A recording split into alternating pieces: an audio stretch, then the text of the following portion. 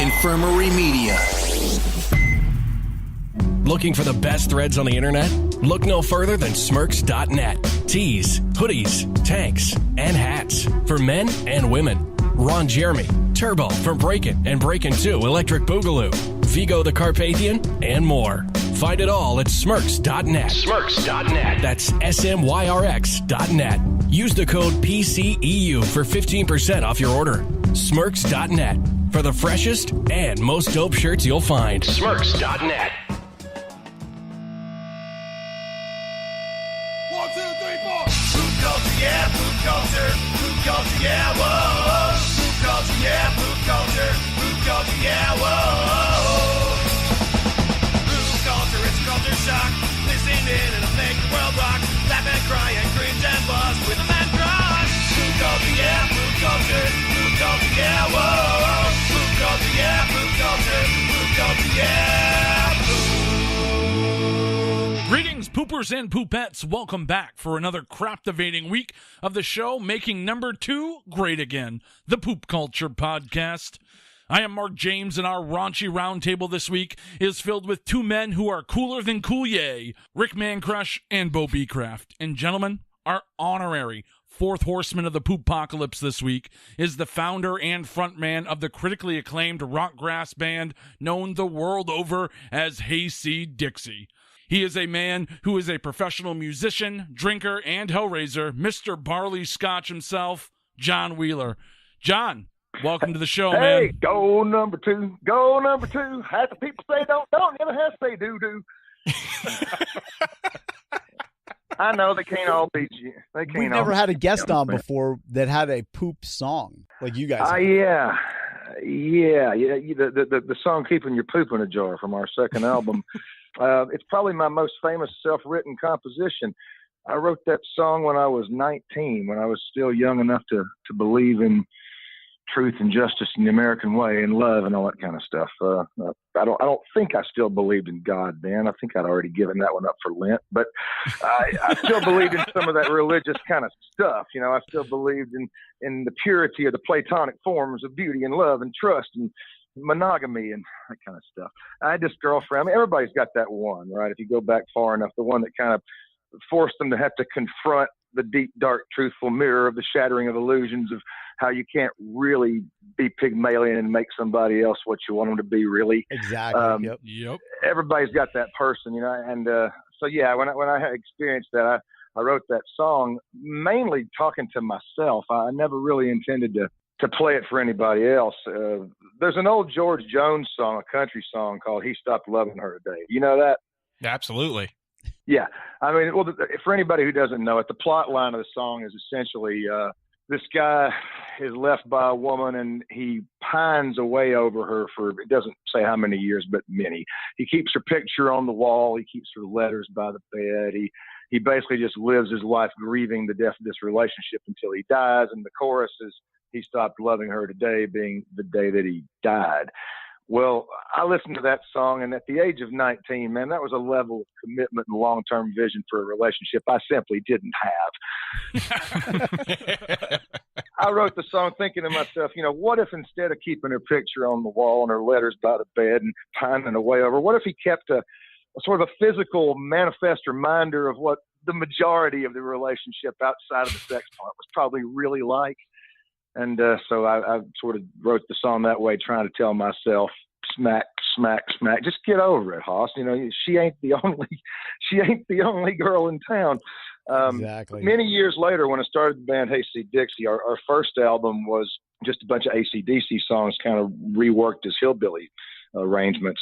And I never thought that the thing would turn into a career. I never even thought it would get released. I thought it was something that some of my friends could play at their barbecue. It was just something I did really just for fun.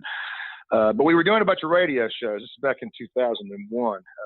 We went and did one that was in Indianapolis called the Bob and Tom Show, which at that time was on, I don't know, 120-something U.S. radio stations. So it had a big coverage. It was kind of a big deal.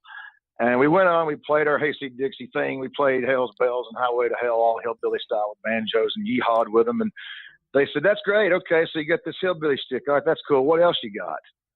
And the whole band goes, and I just thought to myself, Well, since those morning shows are always usually two guys and one girl, and the guys sit there and go, titties, and the girl says, you boys, now the traffic.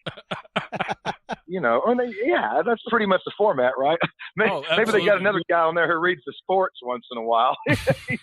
Morning Zoo radio is the worst. It's horrible. So overdone. Man, the only time, I never realized how much power it had. I mean, because call me a liberal elitist, but back in those days, if I was ever up that early, I was probably listening to Steve Inskeep when he was on NPR's Morning Edition. I never really messed around with any of the rest of that. Again, I don't know how I could be a liberal elitist. My granddad was an illiterate hog farmer, but some people seem to think that because I went and got an education and all that kind of shit, and I make my own pasta once in a while, that means I'm sort of a global elitist or something. I don't get it. Before you go too far from that point, I read something online. You have your PhD? Yeah, I never actually wrote my dissertation. I mean, defended it. I mean, I wrote the dissertation. I never went back and defended it. So I never actually got awarded the PhD. Sometimes people write this kind of stuff online. Man, there's all kinds of stuff written online. I keep going and changing Donald Trump's Wikipedia bio, and they keep changing it back. Like I was saying things like... I was wondering why yours didn't say Dr. Wheeler at the top. But, you're talking about that the poop song. How did that feel when you saw it on Fallon? When Justin Timberlake and him were singing the song, did you even know that was coming up?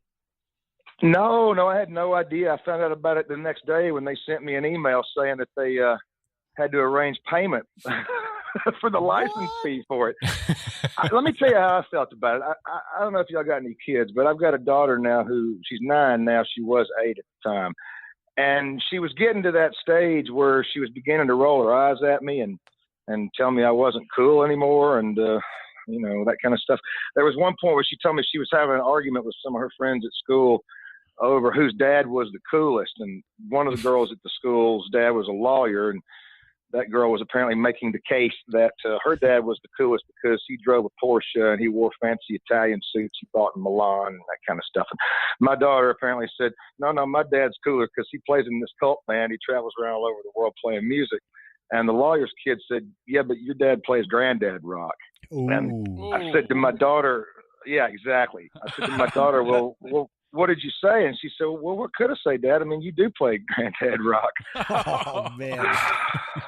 So I walked through a dark place, man. I walked through a really dark place for a long time, and there was no light at the end of the tunnel. And then I got the information that Timberlake and Fallon had done a whole skit, and Justin Timberlake had sung like the verse and a chorus of "Keeping Your Poop in a Jar" on the Tonight Show. And I showed my daughter a video clip of that, and did her attitude change. So apparently she went back to school and showed her lawyer kid friend the video clip of it too, and did her attitude change. And then she beat the shit out of her, right? There's really no amount of money. I mean, they did pay me $9,600 for it, Wow, which is pretty cool. I always wondered what you got paid if somebody sang one of your songs on the Tonight Show. $9,600. That's what you get. That works for me. Damn. But that actually was not quite as much of a sort of compensation to me as having my daughter suddenly think I was, at least for the next year or so, kind of cool again. So, yeah, cheers, Justin. Why don't you just record it on one of your albums now, mate? Let me find out how much money you get in royalties from having a song on Justin Timberlake record. Good Lord, I wrote a song about gravy. I'd like to find that out. I was going to say, that would pay for your daughter's college right there, see? I would hope. Would you ever cover one of Timberlake's? Well, like Bringing Sexy Back or something? You guys might be able to pull that off. Normally, we've always said that our songs have to be about one of the 4 key elements that are the essential core ingredients of any song worth singing, and those are drinking, cheating, killing, and hell. I don't know. Maybe he's got some about cheating. I'm sure he does. I don't know. I haven't listened extensively to his catalog. If you got some recommendations, man, send me one. I'll cut one of his, I'll mail it to him, and I'll say, I just did one of yours, now you do one of mine. Again, I'm in the same boat you are. I haven't listened to his catalog extensively either, so. I don't really know. Yeah. But you know what? I mean, the sheer fact that he went on there and sang that song on the Tonight Show tells me he must be a pretty cool guy. I mean, he wouldn't do that otherwise. So... Yeah, he seems pretty down to earth. I think he's from Memphis originally. I'm from Nashville, so we're both Tennessee boys. So You know, I'll cut him a pretty wide berth. He must be okay. Nice. Well, the next time he comes on the Poop Culture podcast, we'll call you in and maybe you can talk with him a little bit. I'd like to, man. Yeah, next time you guys get him on, please let me know. Oh, absolutely. Yeah, we'll just let you know. It's not a problem. He's on the same day as Wheeler Walker Jr. That's right. Again. Well, he stole my name. Yeah. Fuck him, man. He needs to do something original. Don't steal my goddamn name, motherfucker. I'll kick you. Oh, man, we got beef between John Wheeler and Wheeler Walker Jr. Stole my name, goddammit, and my concept, and just took it to the trash. He just went morning zoo with it. We now have a celebrity dueling decades panel, though. Oh, we do. Yes, Or this could be a Pooper's Court issue, too. you have I'm keeping your poop, which is essentially fuck you, bitch. It pretty much is.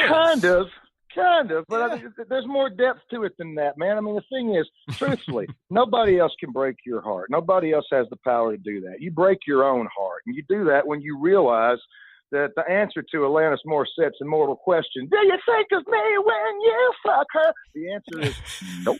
Nope. At all. Have moved right on down the road. And the thing is, Not Dave when you Coulier. have to realize that, you have to realize that you, at least the other person, are not that special. You just don't really matter anymore. Not to them anyway. But once you realize that they're not that special to you either. Not really, not unless you want to make them that special. So it's liberating. It means that meaning is out there to be created, not to be found. It's existential. See, it's that PhD stuff coming out now. It's getting real deep. It's getting deep, all right. It's poop in my hand. Wouldn't mind throwing it at Walker Jr. What's the line in your song, though, where you talk about you're going to keep her in the jar until she comes back? Keeping your poop in a jar until the day you come back so I don't forget what you are. That's the chorus. Yeah, that's right. Right. Yeah, so she's a piece of shit. That's so great.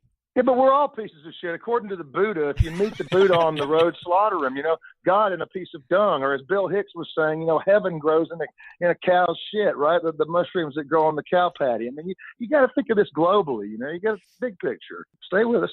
Did we ever imagine that John Wheeler would be weaving the common thread through the Pope Culture podcast? I mean, we've talked about poop. We've talked about Wheeler Walker Jr. We've also talked about Alanis Morissette all in the last 10 minutes. Just Walker Jr. Leave my name out of it.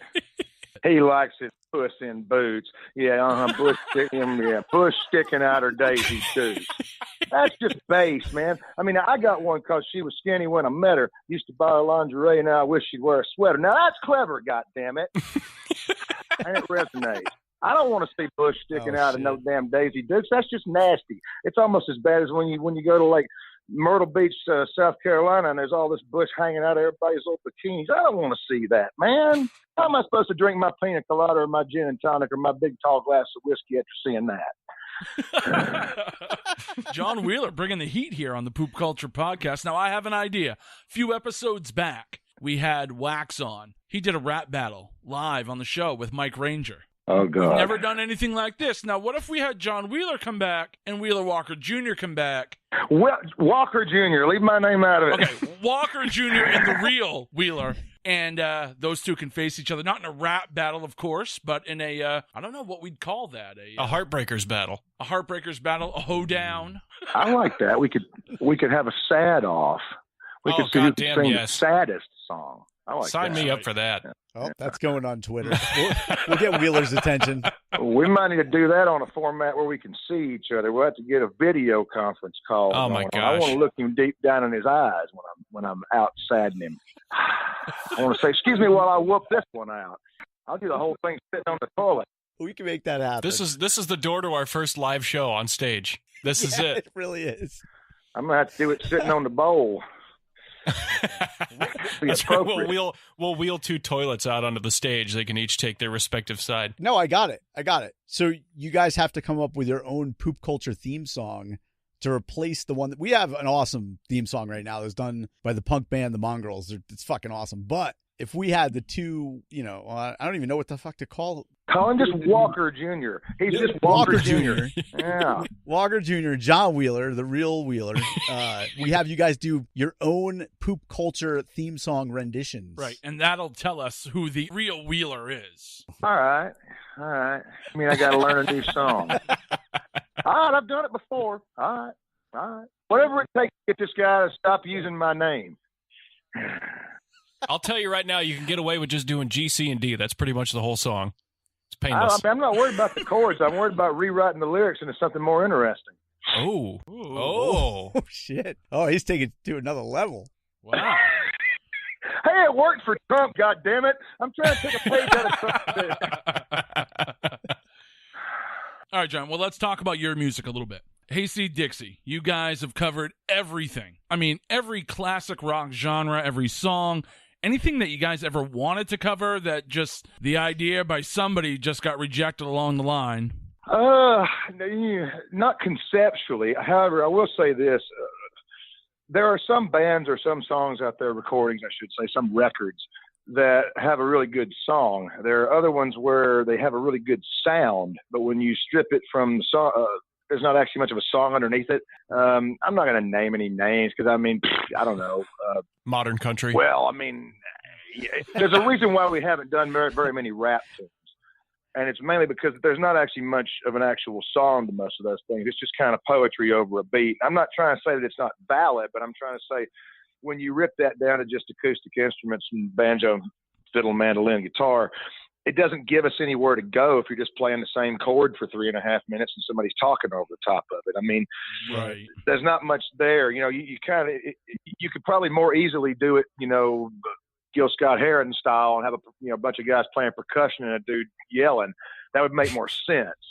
So we haven't done very many rap songs because most of them aren't really songs. They're just kind of pieces of poetry that you put over a beat. Now, some of them have a bit more music to them. I mean, I used to love stuff like old Curtis Blow records and things because they had real instruments on them. So it made things a little more interesting to me. But I'm not trying to say rap's not valid. I mean, there's some of it that I actually really quite enjoy, but it doesn't make any sense to try to do it as like a bluegrass arrangement. There's not enough sort of melodic structure to any of it to make it work. Without drums, and we don't have drums on the majority of our songs, there's a lot of material that has kind of a shuffle feel, kind of a gallop, that the only way we can really play that and make it make any sense is to sort of turn it into a jazz swing. Like we did a version of Kiss's Detroit Rock City that we just kind of did it like a walking jazz thing. And that works kind of good. But when we tried to do a couple of Iron Maiden songs, because they have that kind of gallop, but they also need to have kind of a full bore rock and roll power to make them kind of come off, it just made them sound really silly. And I don't necessarily mind making something sound silly, but it wasn't silly in a good way. It was silly in kind of this just sounds like something that would be on My Little Pony or something, you know. It just didn't work. And The I actually quite Trooper like to Iron My Maiden, Little so I didn't Pony. want to just like piss all over it. I mean, most of the songs that we've done recordings of, I've tried to do versions of them that, while maybe being funny, still kind of stayed true to the spirit of the original song, you know. So yeah, things that have like a real hard shuffle beat almost don't work too well as a bluegrass arrangement because you kind of need drums for that to play against. Right. But and then there have been a few songs we've tried to do as well, where once we started recording them, you can really hear the lyrics when you strip something down to an acoustic thing. Like years ago when we were doing some of those morning zoo radio shows, you know, several of the stations asked us not to play our version of Walk This Way. And I said, why not? I mean, you've been playing that song for 20 years. And they would say something like, yeah, but the problem is you can really understand the words when you do it. And I thought, oh God, I love my work. Because it's got some pretty nasty lyrics, man. I met a cheerleader, was a real young bleeder, stuff like that. I mean, those are lyrics in Walk This Way. Good old Steven Tyler. Well, apparently he had some 15, 16-year-old girl. He somebody that the parents signed over custody to him so he could take her on the road. He became her legal guardian for a couple of years. You can Google it. It's a true story. Oh, yeah. We were just talking about this a few episodes ago, matter of fact, that he got legal custody of her. Yeah. So he's not fronting in those lyrics. Take him at his word. He liked them young. Probably still does. I don't know. But you could really understand the lyrics when we did them that way. So there's also the flip side of it where we tried to do a version of Thunderstruck once.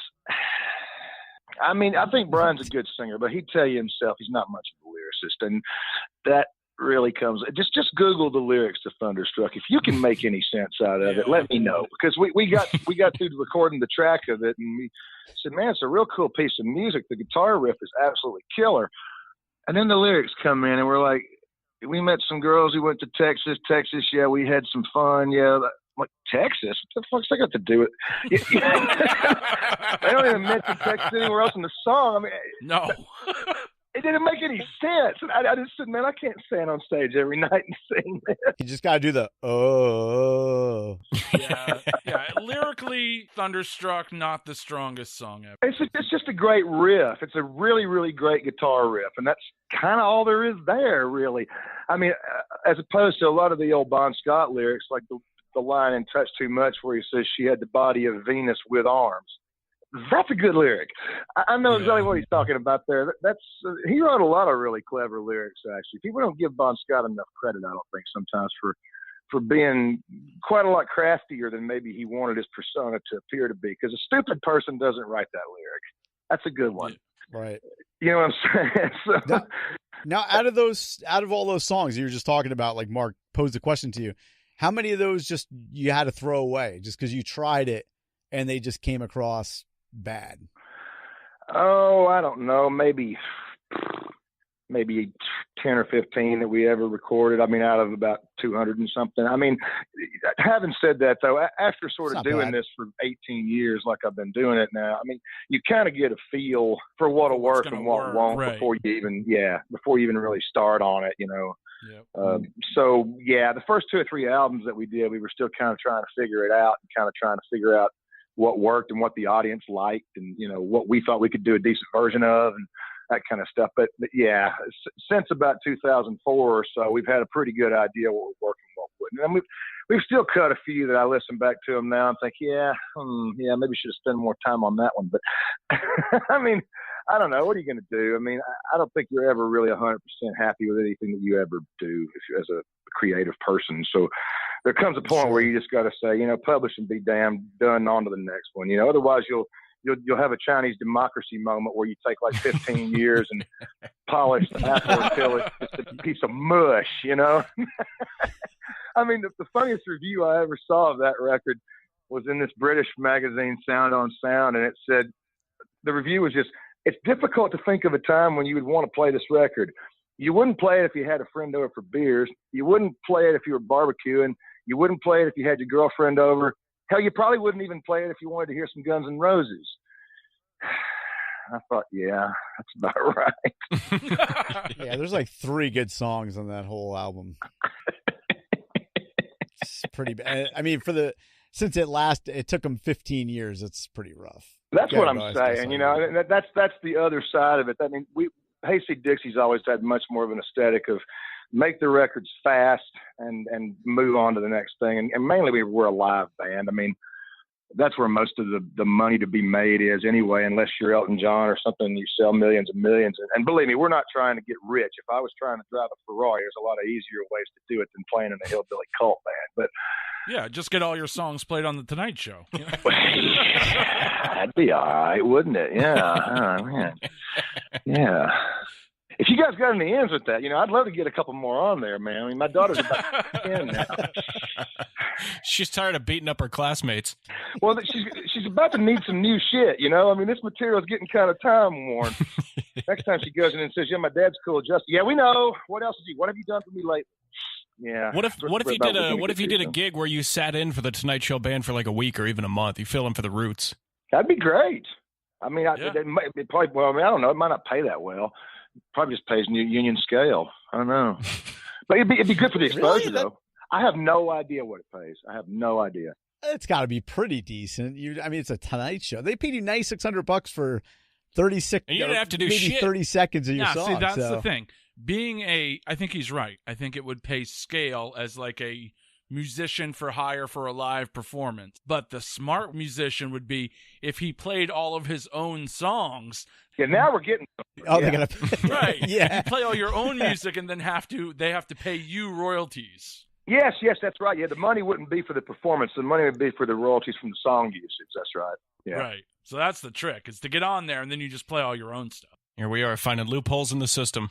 I think so, yeah. That's what I would definitely try to do. And if they said that that's not what we should do, then I would just wait until they were rolling and it was live, and then I would just do that anyway. Hey, I got a question for you. We had Steven Seagulls on the show. Oh, shit. It was like 2 years ago. And I asked them the same question, and I don't remember what they said, but it's good to rehash it right here because of what you just said there. You guys cover a lot of songs from other bands like AC/DC, you had Eminem and all these other ones. How does that work? Because I know there's always people that question that when people are on YouTube and they're using other people's material and covering it and stuff. Do you have to pay them any kickback for using it, or because you changed the entire arrangement? The way that it works clear.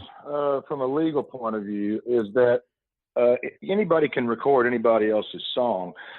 You just don't get to earn the royalty for it. So, yeah, I mean, if somebody streams it on Spotify, we get a chunk of the royalty, which is for the sound recording. And then whoever wrote the song gets a mechanical royalty. And the rates for that vary depending on what format it is. Like if it's a CD or a vinyl record in the U.S., it's 9.1 cents per song that's on the record.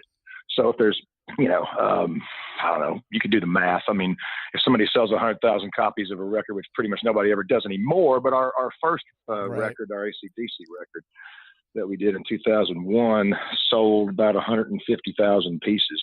Had 10 songs on it, 9.1 cents a song. So that was 91 songs a record times 150 grand is what we made for the Young Brothers. We didn't have to pay them. The record label paid them. Or if it streams on Spotify, then the Spotify people pay it directly to whoever their publishers are or whatever. So just because you recorded a song doesn't mean that you get the royalty for it. It depends on who wrote it.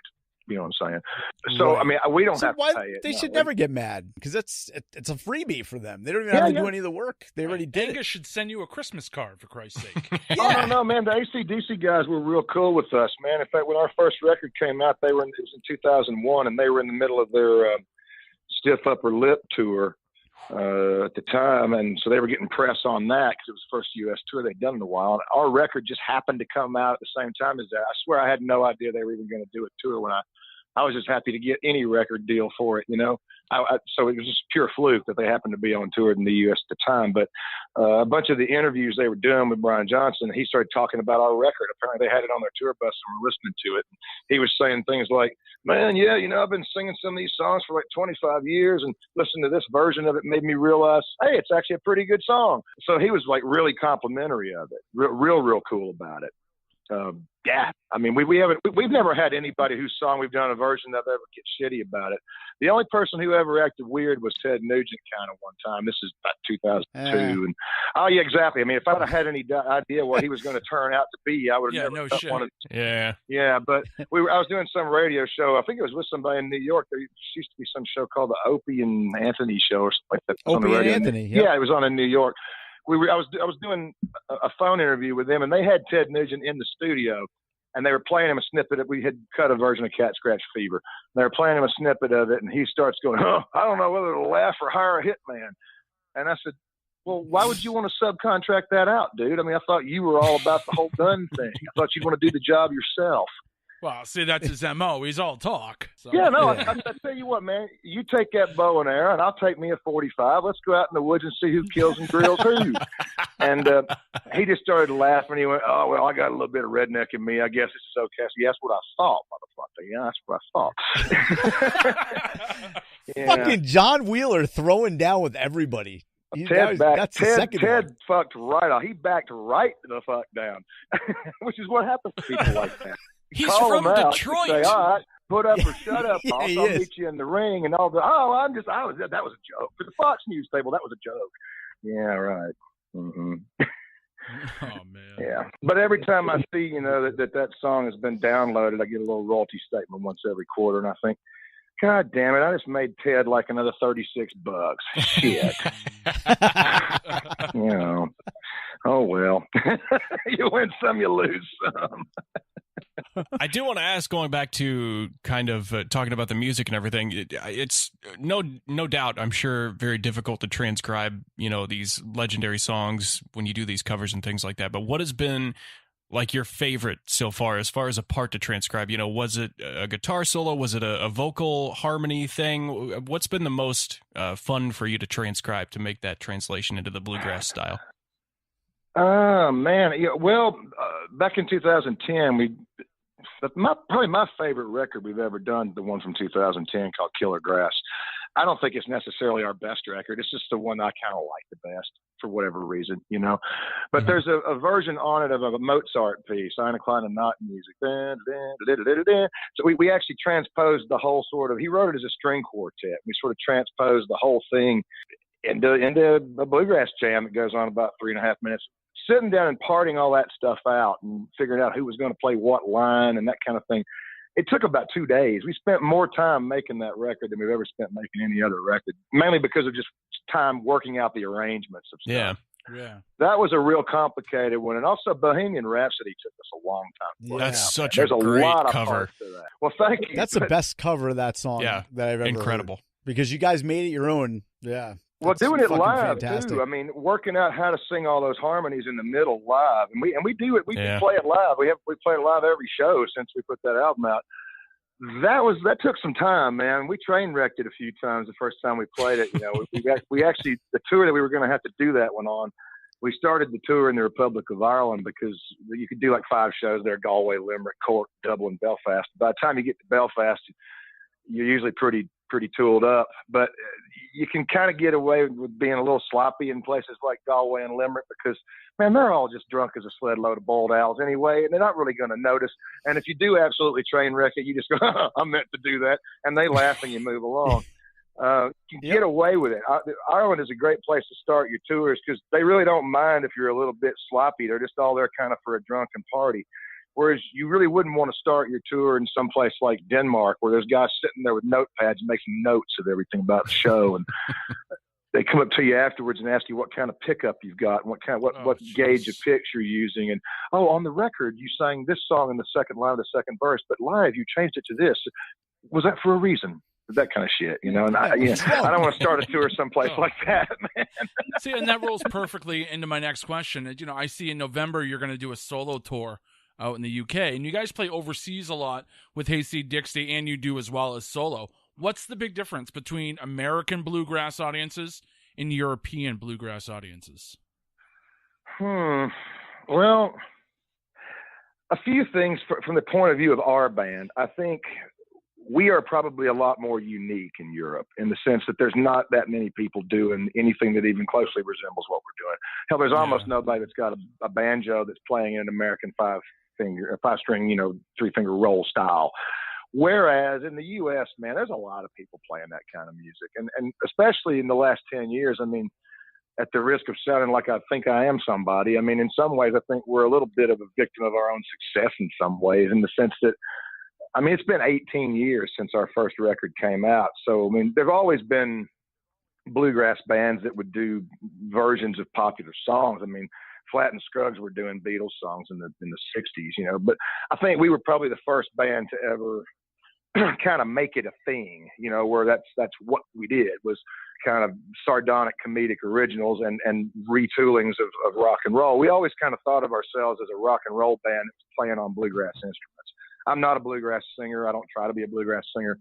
I'm not really a bluegrass guitar player. I grew up playing rock and roll mostly and a bit of outlaw country. And I think that's how we all approach the instruments. We all approach them more like rock players that just happen to be playing on bluegrass instruments, which is kind of the opposite of a lot of like bluegrass bands who are doing rock material. But there's a lot of people doing that in the States, and a lot of them are quite good. There's a band called Iron Horse that's done a load of Metallica songs and stuff, and they do it really, really well. But they do it like a bluegrass band. The harmonies are real bluegrassy. The picking is very bluegrass. I don't really think of us as a bluegrass band. I think of us as playing on bluegrass instruments. Yeah, explain rockgrass though. Yeah, that's why we called it rockgrass. Yeah. Because I don't think it is bluegrass. I mean, because you guys are such a mesh of everything. We were talking about this earlier today, Mark and I. It almost seems like there are songs that have a very bluegrass feel, and then there's other songs that just seems like you're playing like a hard rock song acoustically. Right. Yeah, exactly. And it comes across that way. Well, I think also though because we tend to sing about the dark side so much, and there is a long, long tradition in hillbilly music of dark songs, man. I mean, the Stanley Brothers, damn, somebody dies in every single one of them songs, man. I mean, Carter Stanley that arranged most of those tunes drank himself to death when he was 42, I think. I mean, that takes some commitment, man, to die of cirrhosis at 42. I mean, he wasn't fucking around, So but that's all kind of been left behind since like sometime in the mid '70s. Everybody decided that bluegrass music was supposed to be this all shucks family, Ricky Skaggs. Everybody, go to church and sing songs about Jesus and shit.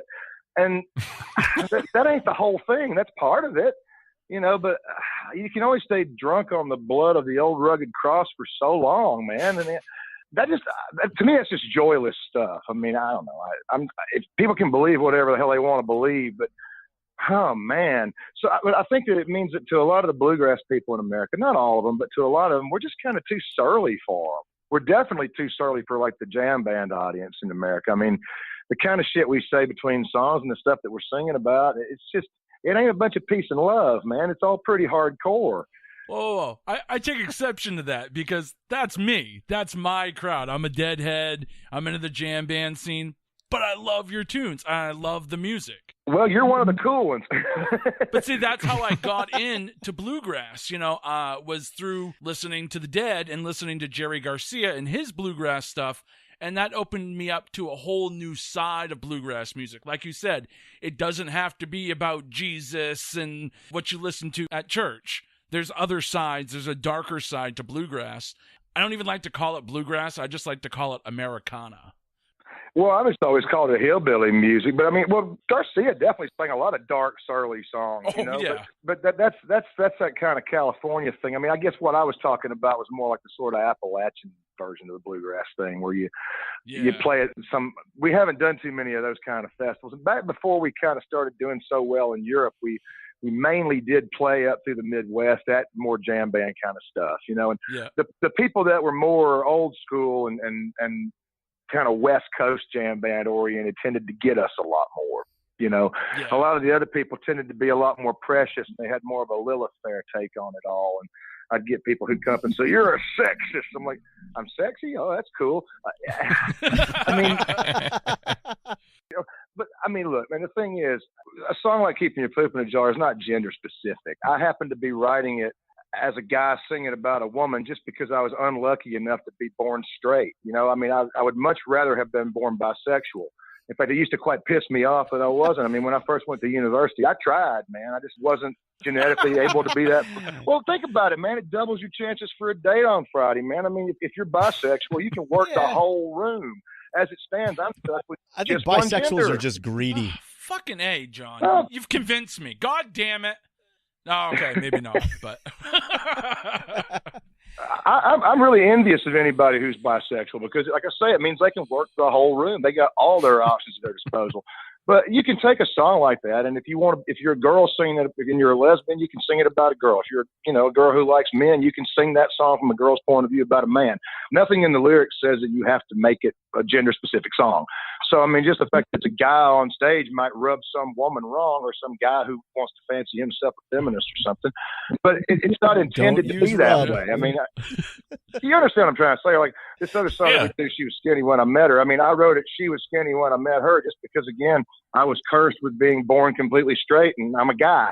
If I was a woman, I'd have probably written he was skinny when I met him. I mean, it works just as well that way. So, I mean, there's nothing about our band that, and another thing I always do is I always steer really clear of any jokes about colored people or whatever, because I'm absolutely convinced that from the point of view of biology, there's more genetic diversity in a typical pack of dogs than there is in the entire human race. And this whole idea that race exists as a biological concept has held us so far back for so long that even though I think everything ought to be the subject of humor, I'm always afraid that if I make some riff on that, somebody will, take one line out of their iPhone, plaster it all over the web and say, he's a racist. And, I don't want anybody to ever misinterpret my sarcasm as being, an endorsement of their fascism or whatever, you know what I'm saying? So, John, let me ask you this, John. 18 years ago, you just went over and you had to explain keeping your poop in a jar. Did you have to do that 18 years ago? We were just talking about this earlier. We were talking about the movie The Hangover. That's only 10 years ago. And I'll say it right now just because, but there's a scene where he says, paging Dr. Faggot. And that's only 10 years ago. You can't do that now in 2018. You couldn't get away with that in a movie. I might even have to censor that out of the fucking podcast. If you watch what's that movie with Nick Nolte and Eddie Murphy from back in the mid-'80s? Oh, 48 hours. Just Yeah, 48 watched hours. it 2 weeks ago. We just watched it, Hey, and I know man. what you're talking about. Yeah.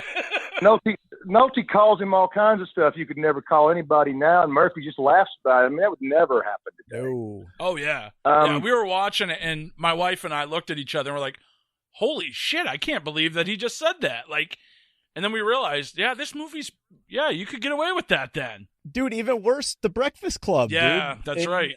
Was that 1985?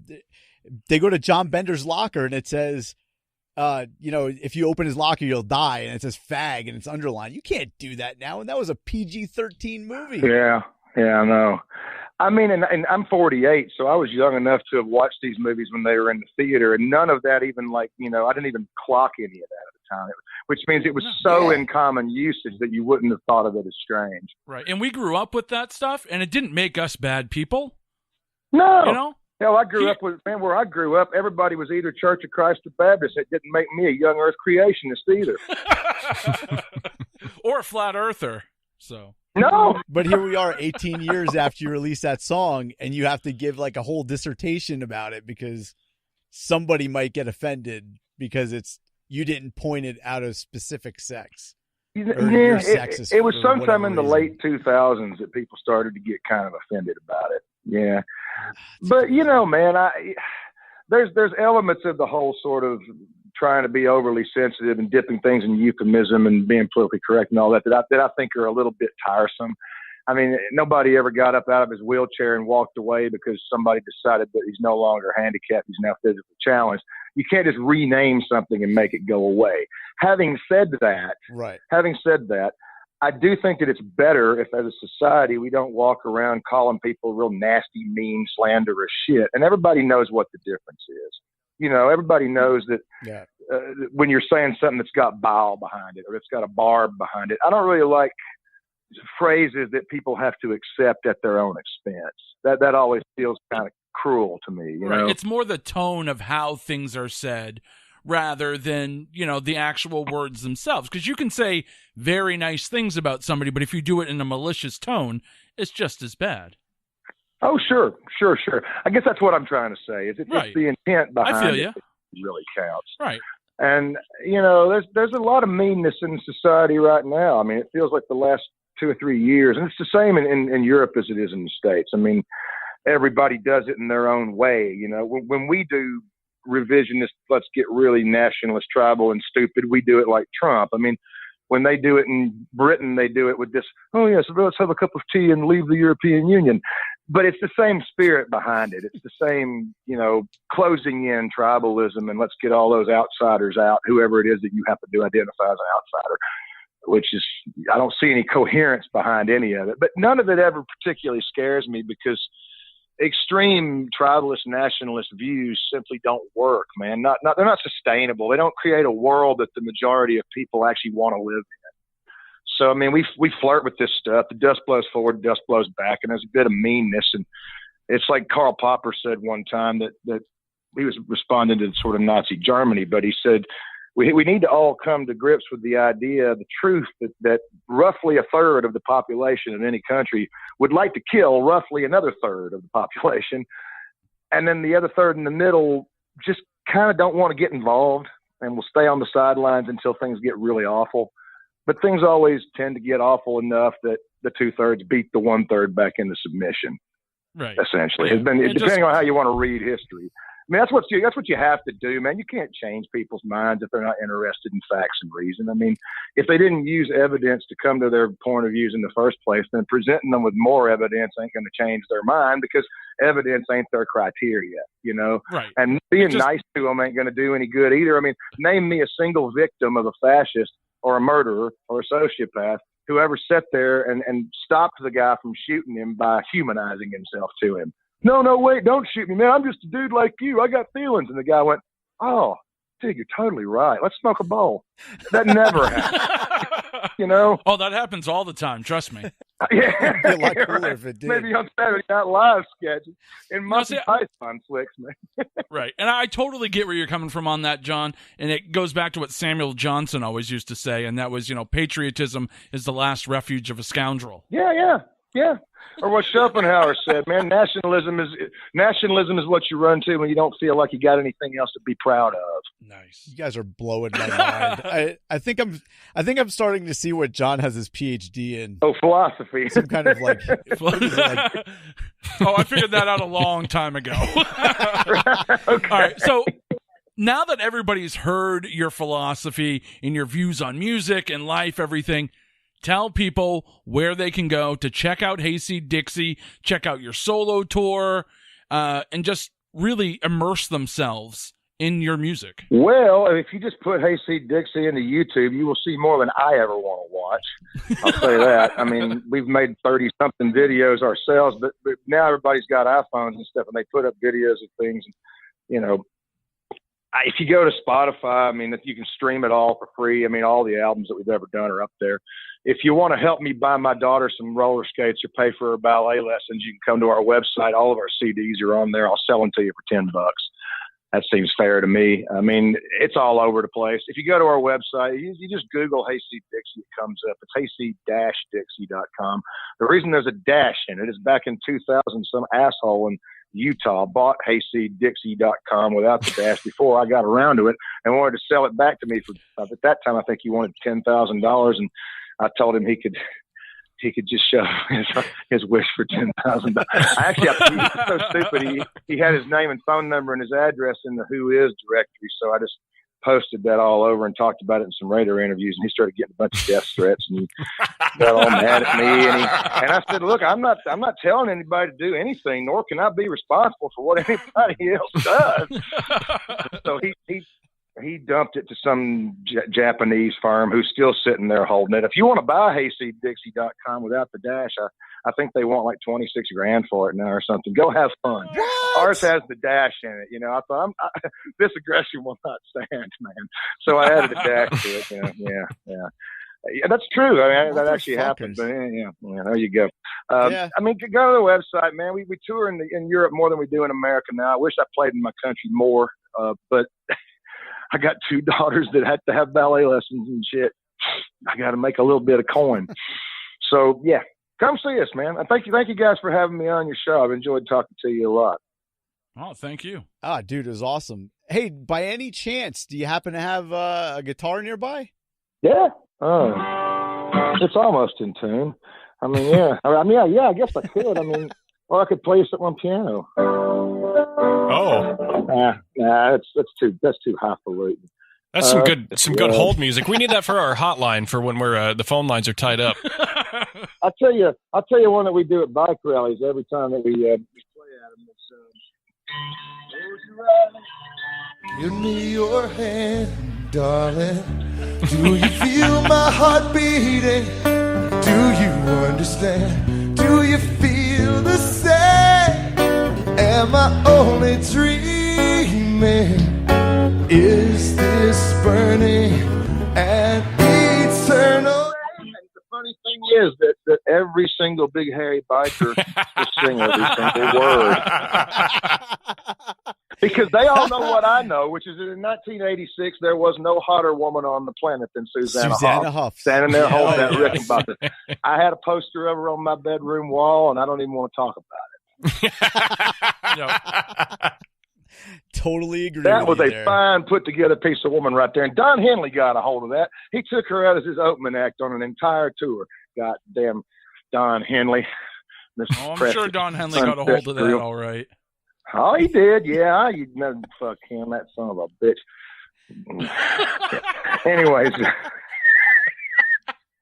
Play the poop song. I mean, it's hang on. Well, you know what? Everybody's so used to I don't have $9,600 to pay him. That's all right. Just make sure you write the songwriting credits, and I'll take those 62 cents that I get for the interest. Cool. Keeping your poop in a jar till the day you come back, so I don't forget just what you are. Yeah, I'm keeping your poop in a jar. Thought you took everything, but you left something behind for me. I scooped it out, I bottled it up, and now it's there on a stand by the bed to remind me, in case I ever forget. You're just a piece of poop keeping your poop in a jar till the day you come back. So don't forget just what you are. Yeah, I'm keeping your poop in a jar. I'll play me some brown sound.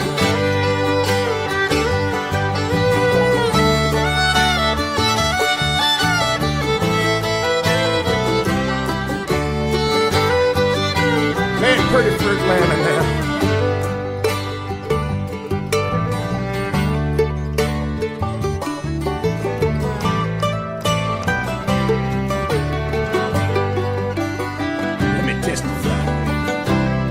Had a moment of weakness once, so I opened the lid for a smell. It all came back to me, baby, one vaporous rush. I remembered you well. How could I ever forget? Oh, that you're a piece of poop. I'm keeping your poop in a jar till the day you come back. So don't forget just what you are. Yeah, I'm keeping your poop in a jar.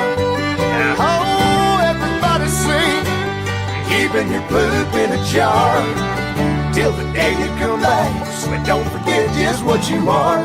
Yeah, keeping your poop in a jar, keeping your poop in a jar, keeping your poop in a jar.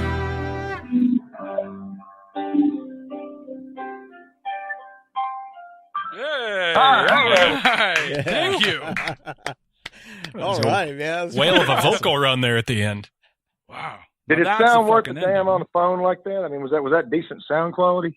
It's what we'll do is we'll begin it off, and with your permission, we'll find like an acoustic version if you don't have one, and we'll lay it in over the top so it's nice and smooth. That's cool. Whatever you want to do, man. Are you guys planning to do any tours here in the U.S. right now? It's gotten a lot more difficult, man, because I've got a sound guy and a mandolin player now who are both British, and getting them work permits to play shows Shit. in America is, you just wouldn't believe. Oh, I'm sure. I mean, all the hoops and hurdles you have to jump through and how much it costs.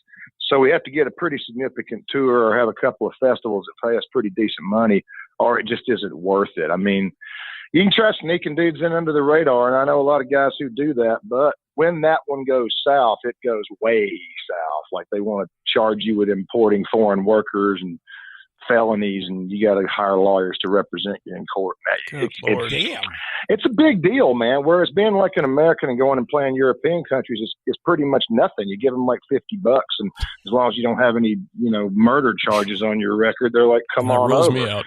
I mean, they take some tax off you, but getting work permits for British people or for people from anywhere outside of the NAFTA zone to work in the States, it's $2 or $3 grand a guy, man. Damn. And it takes about 3 or 4 months to do it. It's really expensive. You got to go to the embassy and you got to fill out all these papers. They got to go down and get interviewed. And I mean, I had no idea how sort of commerce prohibited it is, but I mean, borders and customs borders and things like that are not there to facilitate trade. They are there to hinder it, or else they wouldn't be borders. Right. You know what I'm saying? So That sucks. that actually holds us up a lot. Yeah. I know it really quite pisses me off. I mean, because it means that we have to put together a pretty substantial tour to make it kind of worth the sort of $5 or $6 grand cost of getting my 2 guys over. And I mean, Right, exactly. I could just use an American sound guy, but the thing is, the guy that we've had with us has been with the band since 2006. I mean, the guy's done over 1,000 shows with me, so he's kind of part of the show in a way. I mean, like he can tell just by how we're playing if we can hear good enough or not.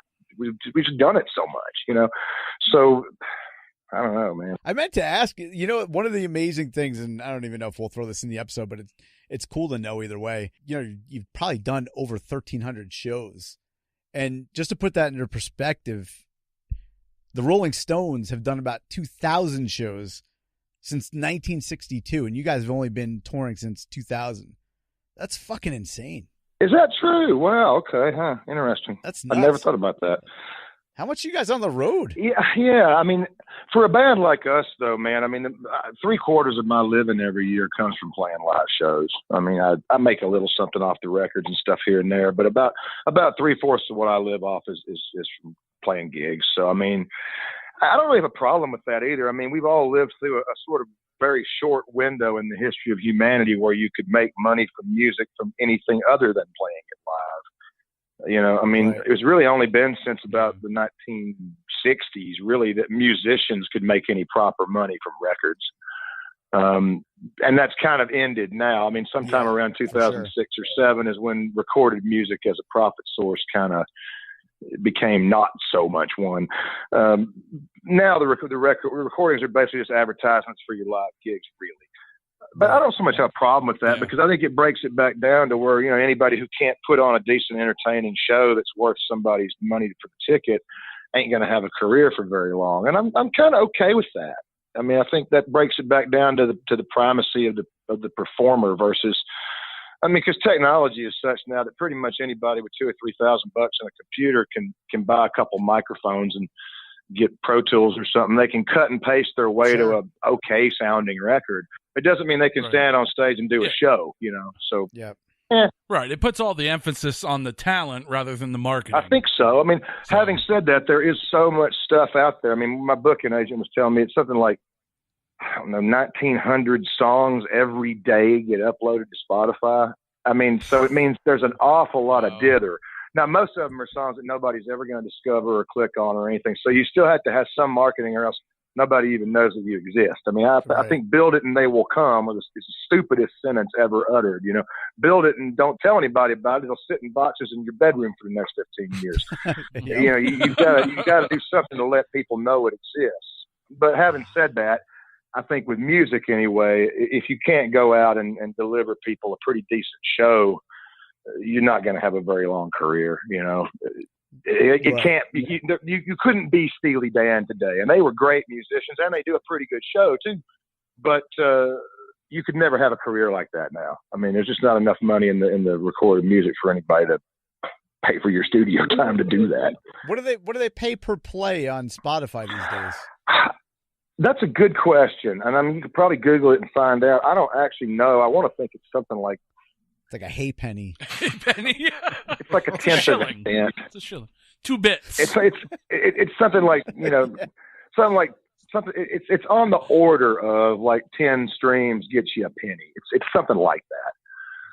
But having said that, I mean, between all of the albums that we have, of course, we've got an 18-year, 15-album career. Between all of them, I mean, in a year's time, it adds up. It's not enough that I could live on it. But, it's music business is one of those things where you have to have several different little income streams. And you put them all together and it winds up being an okay living. I mean, I'm not driving a Porsche. I've got a Volkswagen, but it's paid for. I don't have a payment on it. Nice. That's cool. I don't need a Porsche. I'm so old now, man. If what I had to have to get a woman to like me was a car like that, dude, I got no game.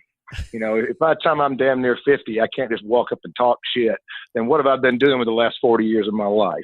So I wouldn't even want to have to park something like that now, so I'm fine, man. For 20 years, I've been able to make a decent enough living that I don't have to worry about whether I'm going to be able to eat chicken or not tonight. Or, if I feel like drinking a bottle of Riesling, I got $20. I can go get one. It's all right. I'm not going to complain at all. That can't feel like work though, right? I mean, it sounds like you love it. So it's like you don't work. No, I'll tell you what the work is. The work is all the people in customs and immigration who have no idea if they got any sense of humor or not, but they're pretty sure they don't. All the people in the hotel counters who've never heard of your reservation number, and you got to be at sound check in about 30 minutes. All the endless driving up and down the road, man. I mean, what we always say is we don't get paid to play the show. The show is free. What we get paid for is all the shit we have to do to get to the show. That's the work, is all the travel and all the spending endless nights in these kind of empty hotel rooms with your daughter hollering at you on Spotify going, when are you going to come home, Dad? I don't want you to be gone. I want you to be here. My tooth just fell out. Hey, her first tooth came out. Where are you? I don't know. Somewhere not there. That's the work part of it. Not to get all soppy and shit, but I mean, that's the part I got to get paid for. Hell, I play the show for free every night. That's how I look at it. I look at what I'm getting paid for is standing in the counter at the Ryanair airline when they say, your flight has been delayed another hour, sir. Oh, we're sorry. Your flight has just been canceled. Yeah. That's what it makes sense. For. We seem to have lost your guitar, sir. Oh, yeah. That would be fantastic. Oh, man. When the banjo neck comes out broken right in half, and we've just landed in Prague, Czechoslovakia, or Czech Republic now. Sorry, we've landed in Prague. We got a festival in 3 hours, and I'm calling the promoter on the phone while we're driving, going, please find us a 5-string banjo anywhere, man, because we can't play the show without one, and the airline just broke it. And he's trying to find me a 5-string banjo in the Czech Republic. Happened. Yeah. Does this happen? Yeah. Oh my God! Oh my God! Where the fuck did do they you find you? you? Yeah, there was some dude who was a big bluegrass fan. They got him out of bed and gave him a couple of $100 or whatever the Czech currency equivalent was, and he drove this banjo down, and it's pretty dodgy. But we took the pickup out of the broken one of ours and stuck it in it and got through the show. I mean, it wouldn't really quite stay in tune proper, but we got through it. Jeez. Damn. Wow. Yeah, MacGyvering your show. That's the type of shit we have to get paid for, man. I don't blame you. What's the most fucked up show you've ever been booked for? Oh, like man. where you had no idea. Like you showed up and you're like, what the fuck? There's been a few. One way back in like 2003 in some little town just outside of Fort Knox, Kentucky. We turned up and we had heard it was an RV convention. Like, I guess like, that there's an RV. We roll up. We were thinking maybe it would be a bike rally or something. I mean, sometimes you get guys who like restore old Volkswagen Bugs or something, you know, then these guys put little rallies together. And sometimes you'll have a load of guys who'll be into, I don't know, old RVs or something. We thought maybe it'd be that. It'd be a bunch of bikers or something. We turn up, man, there's like nobody there under about 65 or 70. Except for a few kids that couldn't have been older than 6 or 7, you know, and there's no booze. And that's always a surefire tell that, something's real wrong. When they've got a guy cooking hot dogs and selling like iced tea and that's it. Like, where's the bar? Bar. Oh no, we don't drink the devil's alcohol around. Then you're like, uh-oh. So I remember asking this nice old lady who was organizing something or other. I said, I'm just curious, man, have you heard any of our records? And she said, well, no, but I was told y'all one of the best bluegrass bands on the circuit. I thought, oh, shit. On the circuit. We have both types of music, country and oh, western. Yeah, it was a bit of that. And I went back and said to the boys, okay, look, you know, we could go out there and do our show and scare the shit out of them, or we could just go out there and just play them a set of bluegrass standards. And they'll probably be happy. I think that's what they want. They just want us to go out there and play like Man of Constant Sorrow and shit, you know, and Rolling in My Sweet Baby's Arms. I mean, I was like, we all know these songs. We can go out there and play them. How long we got to play? 75 minutes? Yeah, we could probably fill up 75 minutes with bluegrass music and play a couple of the sort play of Rocky Top over and over. Well, I mean, you know, doing banjos and shit like that, Foggy Mountain Breakdown. And we played them a few of those kind of rock songs. I think we did a version of Best Friend's Girl and some stuff like that, you know. Some of the ones that didn't have particularly weird lyrics. This was way back too, so we would have only had about 3 albums at that time. So we did, you know, it was mostly Hayseed Dixie and Kiss and a couple other songs and some originals like Keeping Your Poop in a Jar was on our second record. I think we did actually play that. I think by the end of it, I always keep my poop because in a they jar. didn't have any beer, and I'm normally a drinker, not a smoker, but our bass player and a banjo player, they quite like to grow, you know, home herbal remedies. And I think because there wasn't any beer, we kind of snuck around, you know, the corner during the sort of pre-show thing and decided to, you know, roll a couple. And I don't have much tolerance. So by the time I got on the stage, I mean, I was kind of like, I was feeling pretty psychedelic. I think we just kind of explained a couple of the songs, you know, and they were all cool. So at the very end, I thought, well, what the hell? And I said, this here next song is the last song we're going to do. It's the most important song that we're going to do all night. It's the song to tell you if you don't get right with the Lord and you find yourself in the grave prematurely before you have had opportunity and occasion to get your soul square with the Lord, this song will tell you where you will be bound. And we played them Highway to Hell. And I gave him a big sermon in the middle. And I remember we broke it down, you know, after the solo. And I said, break it down. All right, brothers and sisters, let me tell you something. The question is not whether or not you are going to accept Jesus. The question is whether or not Jesus is going to accept you. Jesus ain't some wallflower at the school dance. We're talking about the Son of God here. And, man, they just all oohed and awed. Hands went up in the air. I sang them Highway to Hell as a chorus, and we said, thank you, good night. And, yeah, they loved it. But then they came up to us and wanted to know if they could buy some merchandise. And I was like, oh, man, I can't do this. At that time, we had T-shirts that said, on the back, they said, the loudest goddamn bluegrass band in the world. And the other T-shirt was just like this cartoon drawing this buddy of ours had done of like this devil dude with great big balls hanging down. It said, Hayseed Dixie, we've got big balls on it. I thought, we can't get this out and sell these people these T-shirts. But, I mean, I just know that sometime not long after that, one of those nice old ladies in the RV would have pulled into a Walmart somewhere in, like, Des Moines, Iowa. And they'd walk. At that time, they used to sell our CDs in Walmart. They would have walked in and bought a copy of Mountain Love. They got up, stuck it in the car, and played it. They would have gotten poop in the jar and all that. So, yeah. And I wasn't there to see the look on their face. Well, that's those nice boys that played our RV convention. Oh, man. They gave their testimony at the end, yes, about salvation. I bet some of those old ladies to this day hear Highway to Hell and think it's a gospel song. That is awesome, man. That's a great story. Changing lives, kissing babies. That was a weird one. That was a weird book. Okay, well, wrap it up.